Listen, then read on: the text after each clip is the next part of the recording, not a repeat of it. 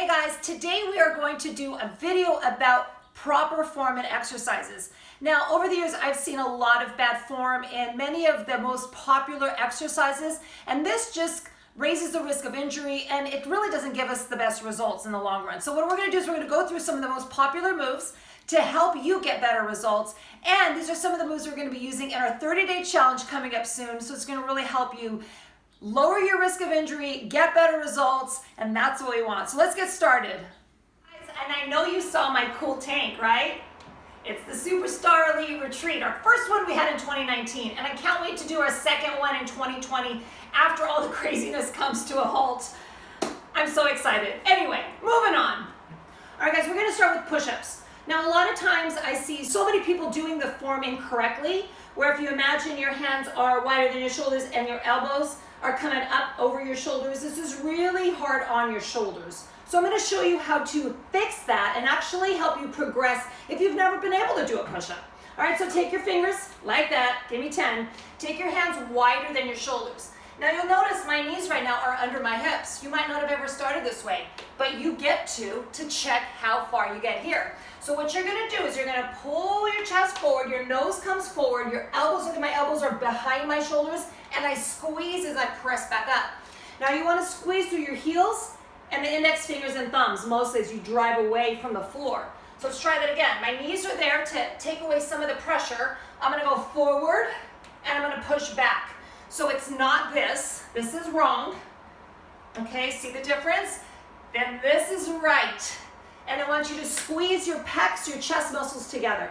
That's option one. Now, if you're a little bit stronger, feel free to just move your knees back. Same thing though, you're still gonna go forward, you're still gonna push up, you're still not gonna do this, okay?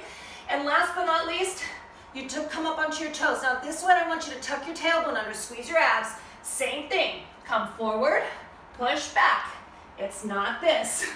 All right, so you see they're all very similar, but the key things to remember, your hands are gonna be wider than your shoulders, fingers spread apart, driving your elbows below your shoulders, and then pushing yourself away from the floor. That is a proper push-up. Start at the beginning and challenge yourself as you get better, all right?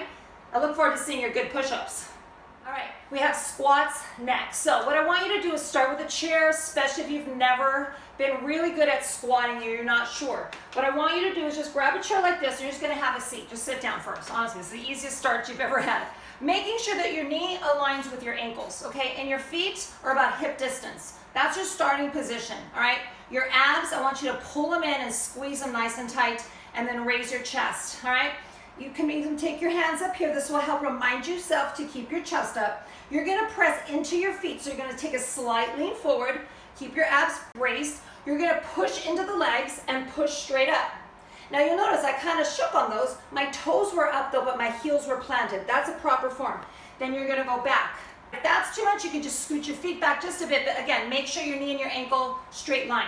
So again, we're gonna lean slightly forward, check out my spine. I'm not rounding here, lifting your chest, eyes forward, and then you're just gonna lean and push. See? I didn't have any rock on that one. So you wanna find your angle. Now push your hips back. Notice my knees are not doing this.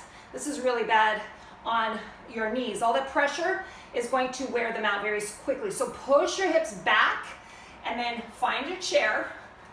Sometimes it's scary, but we can find it, and then we'll try it again. So we're putting it together. Ready? We're gonna go up, and then we're gonna push back. So what I focus on is my chest is lifted. I wanna push the crown of my head towards the ceiling, and I wanna ease my hips back. All right, couple things to look for is rounding your back, not good form. Again, pushing your knees forward, not good form. So if my chair was here, my knees are going over my toes. It's really, again, too much pressure on my knees. From there, I could take away the chair. Same thing now. Now I know what to expect. Chest up, I'm gonna push back. Stop when my hips are in line with my knees. Keep the chest up and drive through the feet. Brace your abs, do it again. Breathe in, breathe out. When you come up, squeeze the booty, push back into the heels. You can wiggle your toes at the bottom. That's the best form. And then drive through the heels and squeeze. So that's your basic squat. Once you get better with your body weight, you can add weights, holding them at your sides, upright in front of your shoulders, or even going to the barbell over your shoulders. So that is a proper squat. Go ahead and practice that, especially in a mirror, to make sure that you are pulling back and your knees stay behind your toes. All right? All right, guys.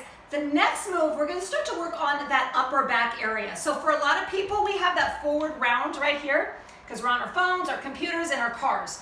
We want to help expand, all right, expand through the chest and help you do upper back movements. And the way we do that, easy, just grab a wall. So you're sitting back into the wall. Make sure your feet are out, hip distance, feet grounded, all right? So same thing like our squat. All I want you to do is just slide down just a bit, brace your abs and hold it here.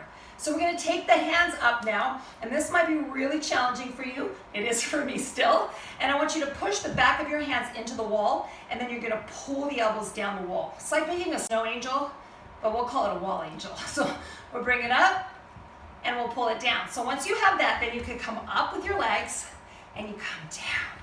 Good. So your legs are working, and if you don't want to use your legs, just do the same thing with your upper body. You can play around with it, upper and lower, or just upper or lower. So what you're doing primarily is forcing your body to open up your chest and work those lats, the back muscles. So we really want to strengthen those before we can do any kind of a pull-up move or even a row move, because otherwise we're doing a lot of in our biceps because it's a helping muscle for the back, or any pulls. So I want you to really get this first, and this is going to help your posture. Trust me, if nothing else, you're going to be standing taller. So think sternum up, arms up, hands against the wall, and slide down and slide up. It burns. So those are your wall pulls. Go ahead and give them a try, and let me know how they feel. All right, guys, and the next move is a really important move. I mean, they're all important, is a lunge. I have seen so many times very scary movements in the lunge. A lot like the squat, so we want to keep the knee, again, behind the toes, but I'm going to show you want to grab a chair or a wall. You're going to step the foot that's closest to your chair, your support, forward, and take your other leg behind you. Now you're going to notice my heel is up, my toes are tucked under.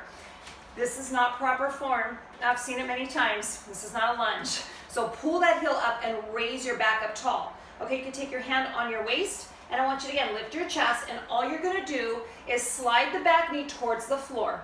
Now stop when you feel the pressure. Now, first of all, notice that you're going to be in two 90-degree bends, okay? This front knee, I have a 90-degree bend, or close to it. Same thing with the back knee, all right? And then I'm gonna drive up as I push into the front foot. Push and straighten these, come down and bend.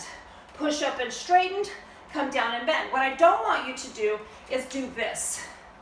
All right, and again, this is all the pressure is in the knee. You're gonna blow out your knee very early. So back is tall, like there's a broomstick from the crown of your head to the tailbone, and then you just draw down into that knee, and then push up through this foot.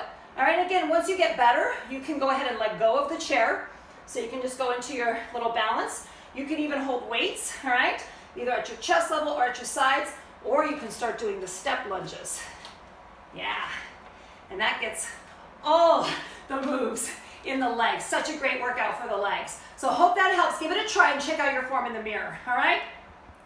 All right, guys, grab something like that. I have a golf club here. You can grab a broomstick, a mop, whatever that's straight and nice and sturdy. I'm gonna show you how to use your hip for like hip hinges, like we talked about squats or even deadlifts, but we wanna train your hips to do this instead of your body doing this, okay? And the way we do this is I just have you bring that, whatever you're using behind your back, you're gonna grab one hand at the bottom, one hand at the top, take it in the middle of your back. This is such a good practice. I recommend my clients do this when they're first starting their training, like 20 times a day. It really helps posture and everything, and how you move when you're sitting and standing. So stand up nice and tall. I want this hand against the lower back, this hand against the back of my head. Do not let either one move away, okay? They're glued to your body.